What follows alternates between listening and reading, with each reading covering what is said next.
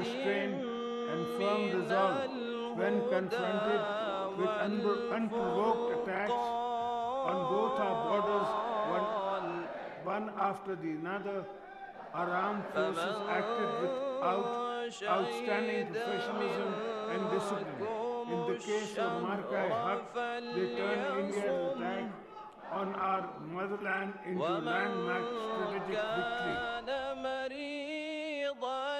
On the western border, when the Taliban regime ramped up a long line of attacks, the night of 26th February, our security forces acted decisively to signal zero tolerance for any incursions or sovereign territory. The political leadership stood united. The people stood resolute. At the outset, I want to express my nation's undying gratitude to the heroic defenders of our borders.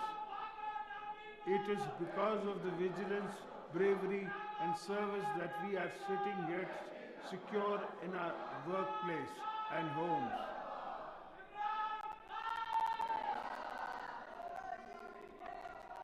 In both successive military encounters, whether short or long, the sacrifices of our army, our forces, navy, raiders, frontier corps, police services, and intelligence agencies will never be reduced to numbers. We only see their action on the media with pride. We don't really see the blood and sweat and tears that go into the training and hardship and service. Each operation reflects planning, discipline, and restraint. Each martyr represents a family that's upon ultimate service for Pakistan's stability. When I visit the families, I feel the same pain that I felt when I lost my wife, Shaheed Mohtama Benazir Bhutto, who was martyred by terrorists in the prime of her life.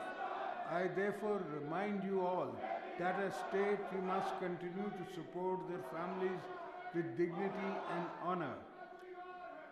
2025 marked a turning point for Pakistan, defined by the resounding military victories in Markai Haq, which decisively repelled external aggression and shattered the myth of regional conventional superiority.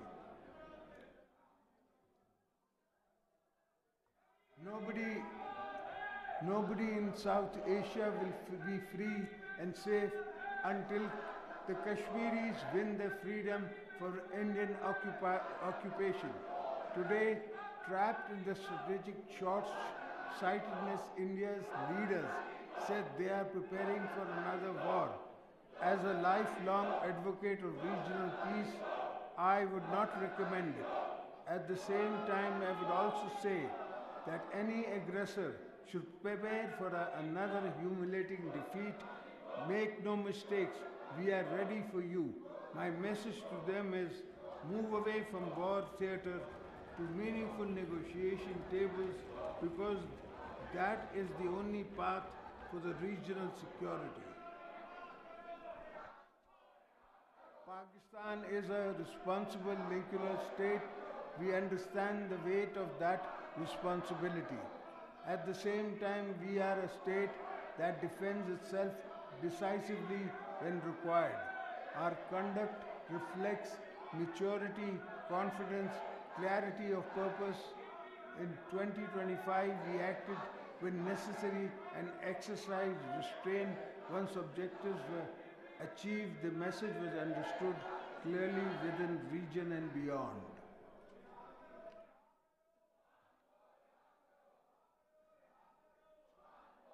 In 2026, last week, in fact, when India began to amplify the proxy operations via Afghanistan, the Taliban regime saw with shock and awe what Pakistan can do if pushed past the red line. Until that week, we had tried every possible form of diplomacy to prevent an outbreak of military response to terrorist incursions from Afghanistan for as war as always the last option to state accepts a strike attack on its soil. Article 51 of the UN Charter gives us the right to defend our sovereignty. We let both India and Afghanistan see a fraction of our capabilities. Over the last 3 years, our armed forces and law enforcement agencies have undertaken determined intelligence-based operations against Indian-sponsored foreign terrorists.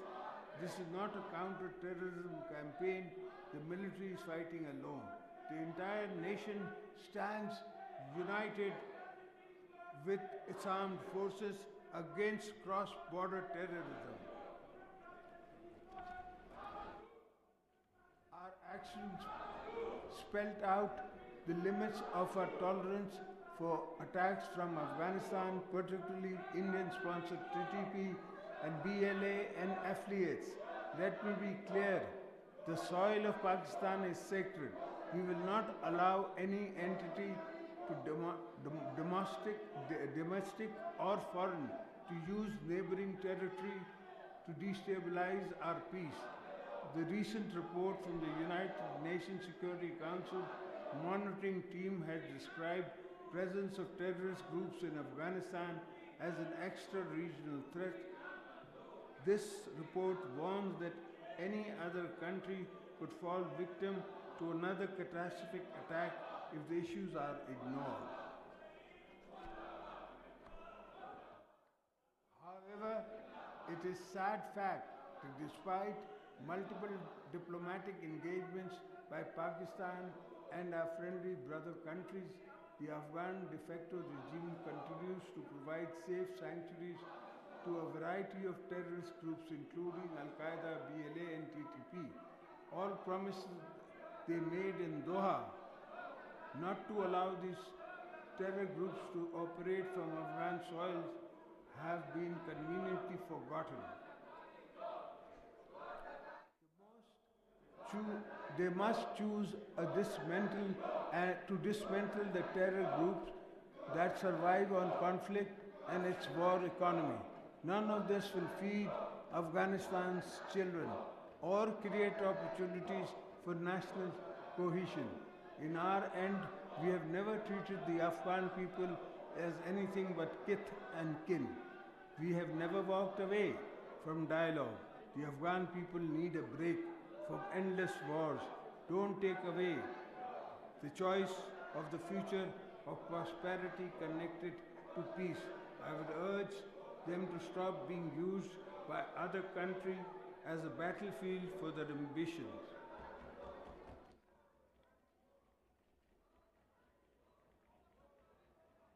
Ladies and gentlemen, Pakistan remains deeply concerned at the recent grave developments and has always sought to prevent unilateral attacks on any country.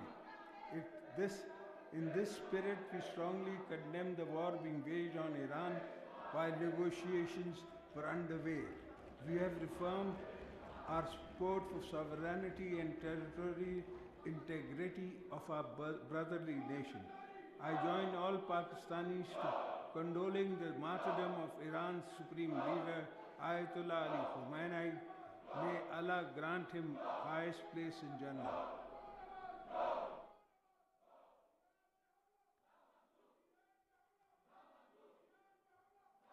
To this end, we appreciate the efforts of all those countries that sought de-escalation, a conflict between two nuclear neighbors in South Asia, particularly those who took the lead in brokering a ceasefire to end the devastating war that could have engulfed the entire globe.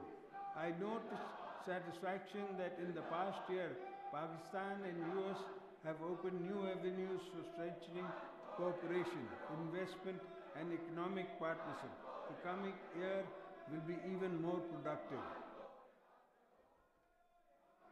Anchoring our security in economic growth and regional connectivity, our relations with China have ascended to new heights in all areas. We are ironclad brothers CPEC 2.0 will revolutionize Pakistan's infrastructure.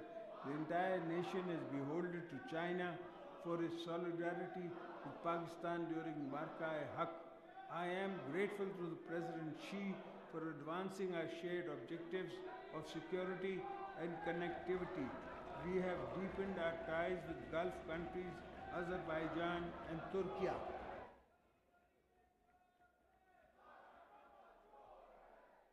The Pakistan-Saudi Strategic Mutual Defense Agreement is a new milestone in the region. Ladies and gentlemen, while our efforts today are focused on ending the sufferings of the Palestinian people and ending the destruction of Gaza, our principal stance remains unchanged. We will continue to support the creation of independent and undivided state of Palestine, with borders as before 1967 and Al-Quds al-Sharif as their capital.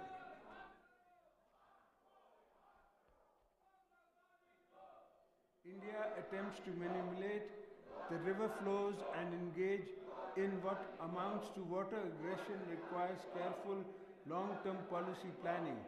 India's illegal actions that place Indus Water Treaty in absence is plain and simple. Hydroterrorism, a weaponization of vital water flows to exert political leverage, the bilateral disregard for international and humanitarian law not only jeopardizes Pakistan's agriculture economy but signals a dangerous escalation in India's strategy to destabilize the region.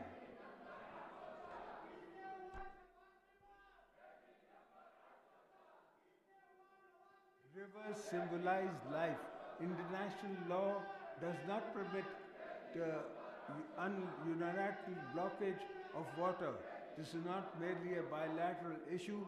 The stability of the region also depends on a web of trans-boundary water sharing practice. If one treaty is flouted, many others across the board may also suffer the same fate. We will defend our waters rights with unity, resolve and strength and legal clarity. Honorable members, as President-elect of both houses of Parliament and all provincial assemblies, I am constitutionally bound to safeguard the unity of the Federation and the Parliament. Provincial autonomy under the Constitution has strengthened participatory governance.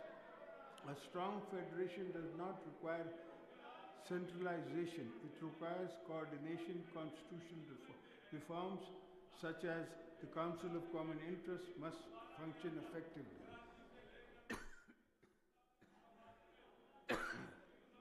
Issues relating to our natural resources, facial distribution, energy coordination, and water management must be resolved through consultative. A functioning and harmonious federation also requires an efficient, equitable distribution of resources. I look forward to a just and equitable National Finance Commission award in the coming year. Balochistan has historically deprivation. It deserves special attention. While we continue to dismantle insurgencies fueled by foreign proxies, we are equally focused on addressing genuine social and economic grievances of Balochistan people. Our strategy is Hearts and Minds campaign, ensuring that dividends of our mineral wealth and blue economy reaches the local population first. The people of Balochistan are and must remain full partners in Pakistan's progress.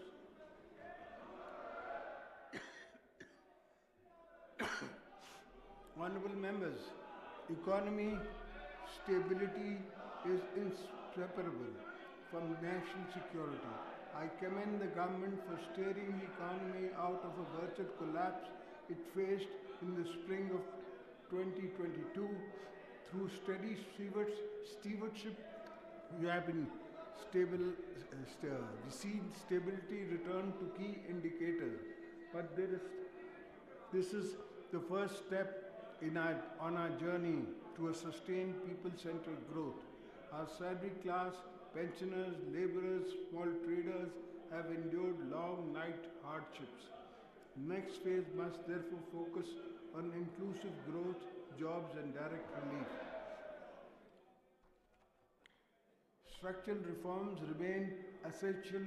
Transparency in taxation expenditure is fundamental to trust. The tax base must be widened. Technology innovation are reshaping the global economy. Pakistan resist policy framework for emerging sectors, digital assets. Sustainable platforms have been created to support responsible expansion in these areas. We cannot afford technological isolation. Perhaps no single bottleneck constraints or economic potential may then energize the cost. At a time when the world is moving towards clean energy, Pakistan cannot afford to lag behind. Energy reform is not a sectoral issue. It is a precondition for industrial revival. Agriculture anchors food security and rural livelihood. Climate resilience, agriculture, water management, and coordinated policies are strategic imperative. Climate justice remains a principle we will continue to advocate internationally, but it must be visible at home too. Poverty cannot define the experience of our population. While we plan on going forward, our special protection framework, BISP, should grow to empower those of the bottom of the social pyramid. We must continue to dismantle barriers of women progress, ensuring the daughters of Pakistan have the safety, digital access and financial independence to lead our nation into the future. Honorable members, security, economy, constitutional governance and are interconnected pillars. Weakness is one undermines the other. Strength in one reinforces all. Pakistan has emerged from a period of acute pressure with restored credibility and renewed confidence. The responsibility now lies with us, legislators and policy extractions, to ensure the gains and consolidation as we begin this new parliamentary year. Our priorities must remain clear. Protect sovereignty, eliminate terrorism, build on economic stability towards growth and job creation, strengthen federal harmony and deepen democratic governance. Let us preserve the unity displayed in the moment of trial. Let us institutionalize reforms. Let us ensure microeconomic gains translate into household relief. Let us safeguard our borders while creating opportunities within. May Allah Almighty guide us in fulfilling the trust placed on us. Pakistan Zindabad, Parliament Paindabad.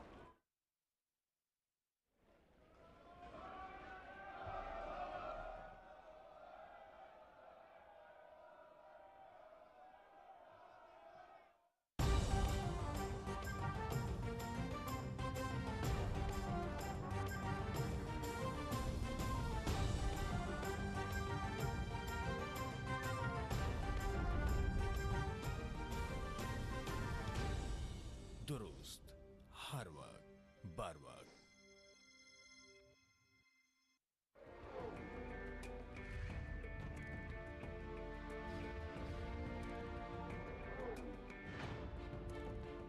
दुनिया की कोई ताकत पाकिस्तान को खत्म नहीं कर सकती।